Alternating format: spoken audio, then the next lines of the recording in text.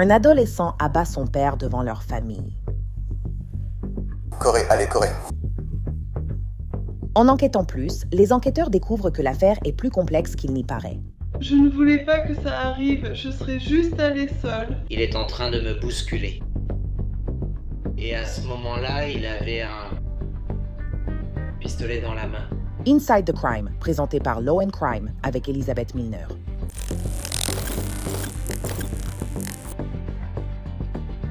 L'adolescent a avoué avoir tiré sur son père plus de 5 fois. Il risquait des années de prison, mais un juge en a décidé autrement. Nous sommes le 2 juillet 2025.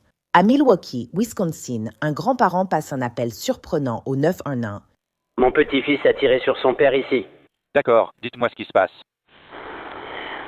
Mon petit-fils a tiré sur son père à l'étage. Il faut que quelqu'un vienne ici. D'accord, vous avez dit qu'il a été blessé par balle?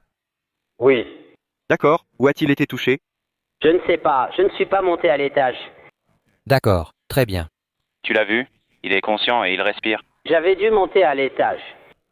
D'accord, il faut que j'aille chercher quelqu'un. Attends une minute parce que quelqu'un doit venir ici. D'accord, de l'aide est en route, d'accord? À 14h47, des policiers de Milwaukee sont arrivés sur les lieux à l'adresse donnée par l'appelant. Mais à ce moment-là, il n'y a plus rien à faire pour sauver la victime. Le tireur s'est-il enfui? Où est la personne qui s'est enfuie? Où est-il? Le tireur est là-haut?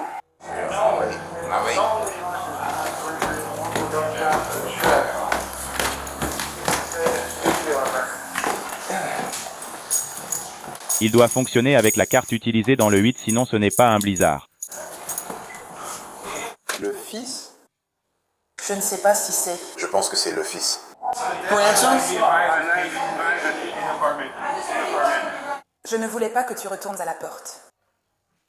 Y a-t-il quelqu'un d'autre dans la maison? La zone est dégagée. L'appartement est vide. Désolé, il y a des soucis avec vous.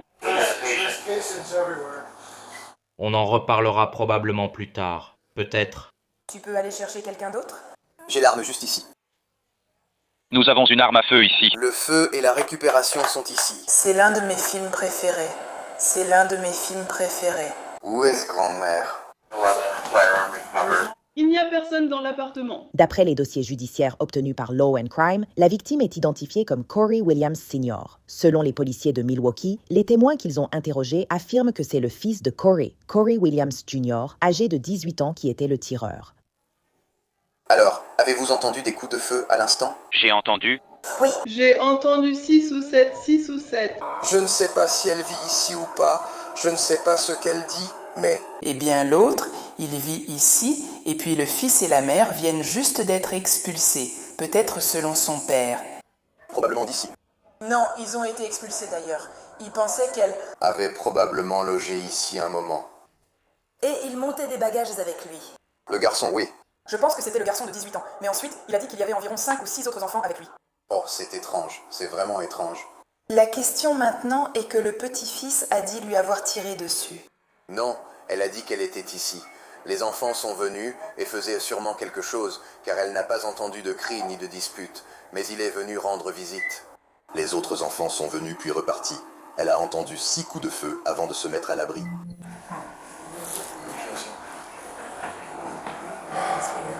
Donc, la personne qui a appelé est probablement celle qui me conduit. L'appelant est le grand-père. En fait, c'était la grand-mère. Grand-père, dis-moi ça. Kimberly et l'autre Corey ont été expulsés. Ils sont venus ici. Apparemment. Lorsqu'il a sans doute refusé dans notre chambre. Ils se sont probablement un peu fâchés. Nous ne savons pas. Nous ne connaissons pas la raison.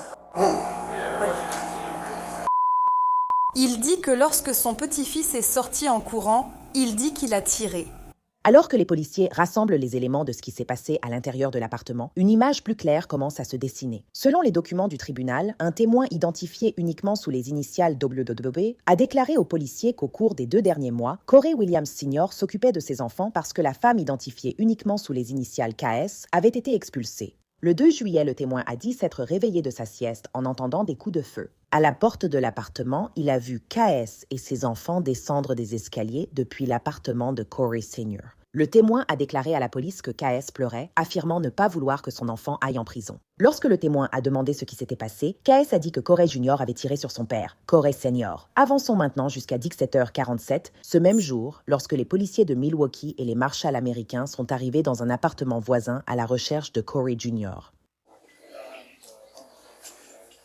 Corey Williams, c'est la police de Milwaukee. Ouvrez la porte.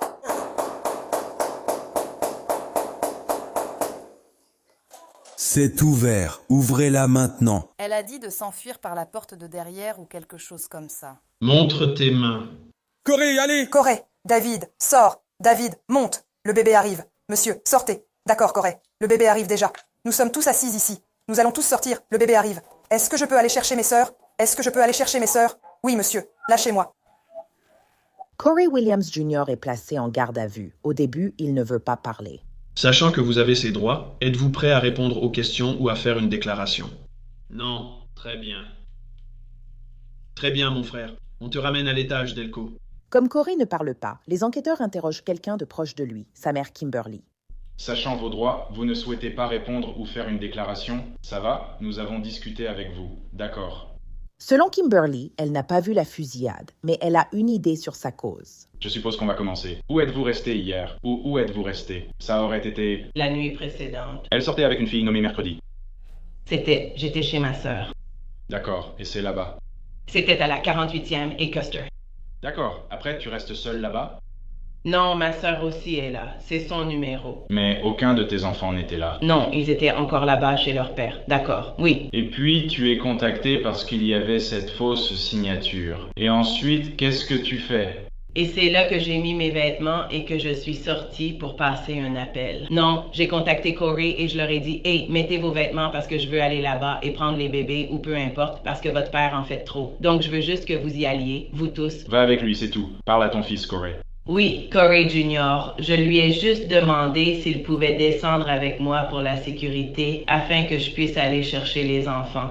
Et puis je lui ai envoyé un message et j'ai dû lui dire que moi aussi j'avais reçu cet appel, tu sais, des gens du tribunal. Et je leur ai dit, je veux juste que vous veniez ici avec moi pour des raisons de sécurité. J'ai emmené mes fils pour des raisons de sécurité, car Corey et moi avons des antécédents de violence conjugale, au cas où ils deviendraient violents, ce qui est documenté. Oui, juste au cas où ils décideraient de vouloir porter la main sur moi. J'avais juste mes fils avec moi pour aider à désamorcer la situation. Lui avez-vous précisé ces incidents? Hier, vous lui avez expliqué en détail de quoi il s'agissait ou pas? Non. Non, nous ne l'avons pas fait. Ensuite, vous pouvez si vous voulez, mais ce n'est pas obligatoire. C'était physique ou juste? Oui? Oui. Du moins avec Corey, oui. Oui. C'était physique. Quel a été le point de déclenchement? Le point de déclenchement, c'était quand Corey Senior et moi étions en train de discuter. Ensuite, Corey Jr. est intervenu et lui a dit, en faisant semblant, de nous laisser passer du genre « Pousse-toi, laisse-nous passer ». Et après ça, c'est là que ces deux-là ont commencé à se disputer et à se bagarrer et j'ai dû intervenir 2 fois pour les séparer. Ils se sont bagarrés, d'accord? Oui. Qui est présent dans l'appartement quand les disputes ont lieu?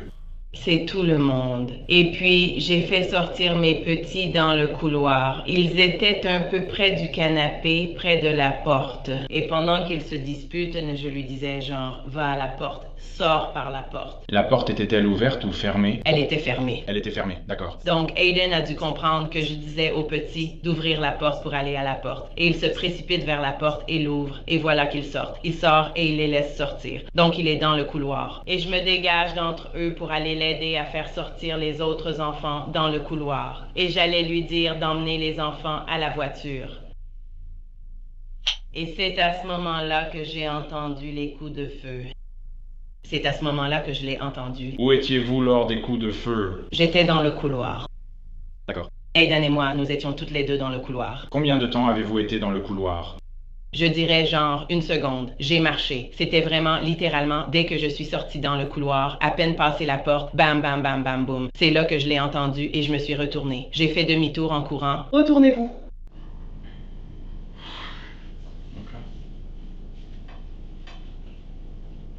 Non, mes enfants n'ont pas de père. Comment se fait-il que tu aies un papa?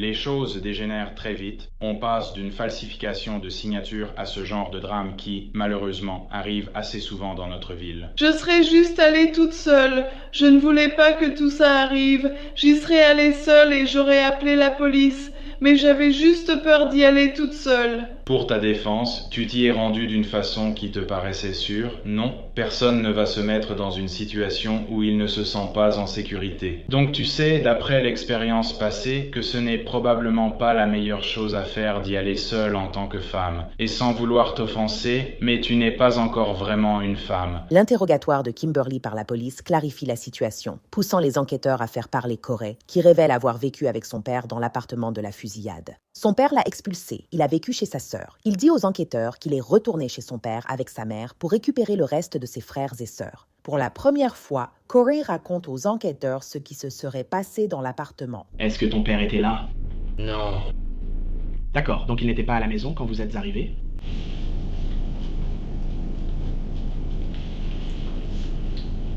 Combien de temps pensez-vous être resté là avant que votre père n'arrive?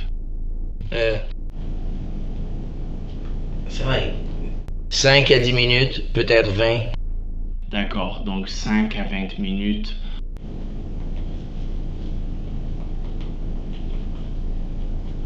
Quand il arrive, est-ce qu'il est avec quelqu'un ou tout seul? Il est tout seul.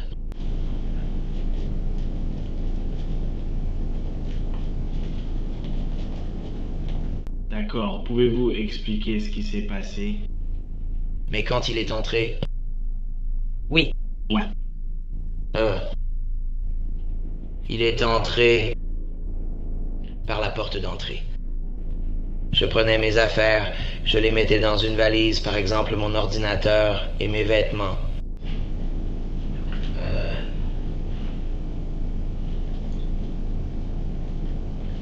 Il est entré, lui et moi avons commencé à nous disputer. Puis je suis un peu intervenu et je lui ai juste dit de bouger, de nous laisser partir. Il a commencé à me toucher. Oui, moi, juste ici. Il me bousculait partout. Et à ce moment-là, il avait un pistolet dans la main. Corey dit qu'après ça, son père lui a dit d'avoir un peu de respect et de se taire. Il a dit qu'après que son père l'a bousculé, il a vu un pistolet sur la table et l'a saisi. Je ne sais pas ce qui se passe. Et il m'entraîne vers la salle à manger, enfin, vers la table de la cuisine.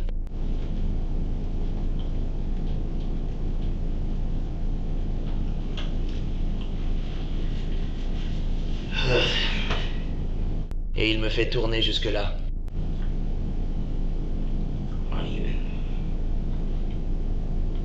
Je sais que c'est vraiment difficile, mec. Je ne peux même pas me mettre à ta place. Il me fait tourner jusqu'à la table. Puis...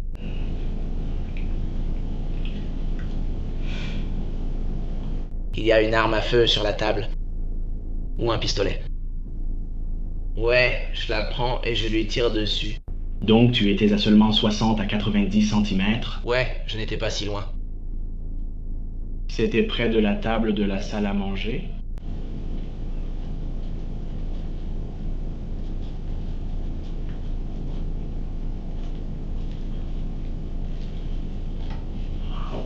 Quand tu as tiré, sa main était-elle encore sur toi ou t'avait-il lâché?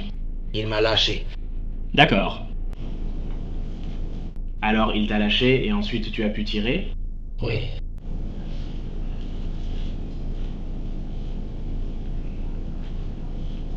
Combien de fois penses-tu qu'il a été touché?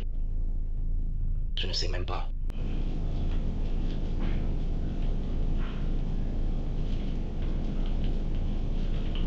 Qu'est-ce qu'il faisait à ce moment-là? Tu veux dire quand je l'ai attrapé? Oui, comme quand tu as commencé à tirer, qu'est-ce qu'il faisait? Je ne me souviens même pas.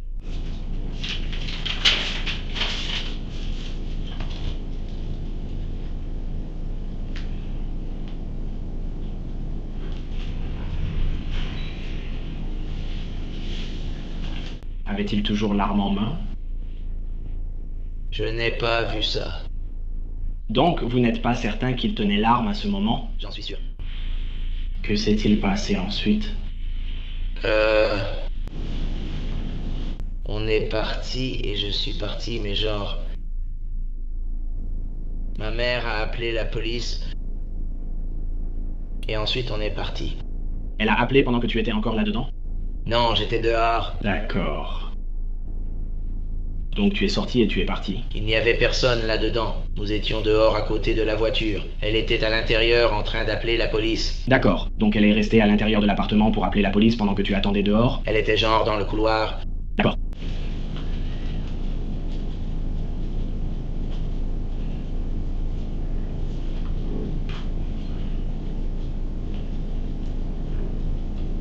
Tes frères et sœurs sont-ils venus avec toi? Jusqu'à la voiture, oui. Ils sont partis dès que c'est arrivé. Ils sont partis. Ils ont couru.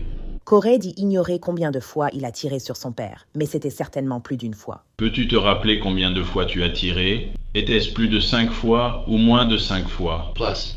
C'était plus de 10 ou moins de 10? C'était plus de 5. Je le sens. D'accord. Donc entre 5 et 10? Attends, c'est plus de 10 ou tu t'en souviens? Non, je ne m'en souviens pas. D'accord. Et quand ton père est tombé, as-tu continué à tirer d'après tes souvenirs? Non. Non? Non. D'accord. Chaque fois que tu échouais, c'était fini. D'accord. Parce qu'on va apporter quelques photos, et la seule raison pour laquelle on a demandé ça, c'est parce que sur la scène de crime où il se trouvait, il y avait des douilles autour de son corps. J'y étais. Non. On va te montrer des photos pour clarifier les choses, d'accord? D'accord. Tu veux demander autre chose? Ça devrait aller pour moi jusqu'à ce qu'on aille chercher les photos. Je suppose que le plus important, c'est... Pourquoi, tu vois? Pourquoi tu l'as fait? Pourquoi tu as tiré? Il attaquait. Ce type fait genre 140 kilos. Mais à ce moment, t'as dit à mon collègue qu'il te tenait par le t-shirt, non? Mais ça... Corrige-moi si je me trompe, mais tu ne l'as pas vu avec l'arme à ce moment-là, quand tu as commencé à tirer. Je l'ai vu avec l'arme. Quand tu as commencé à tirer? Non, quand il a été mis, quand tu as dû enfiler mes chaussures pour la première fois. Bien sûr, je l'ai vu avec l'arme. Oui. Quand j'étais près de la table, il avait le bras comme ça. D'accord. Donc à ce moment-là, tu ne l'as pas vue? Mais je savais qu'elle était là, ouais. D'accord. Savez-vous ce qu'est devenue cette arme à feu après tout cela? Non. Savez-vous où vous étiez quand vous avez commencé? J'étais devant la table, genre juste là, devant le seau. Où étiez-vous quand vous avez cessé de tirer? Probablement juste ici, juste là. D'accord, donc tu penses que tu n'as fait qu'un ou deux pas? Je ne sais pas combien de pas, mais je sais que j'ai bougé. D'accord.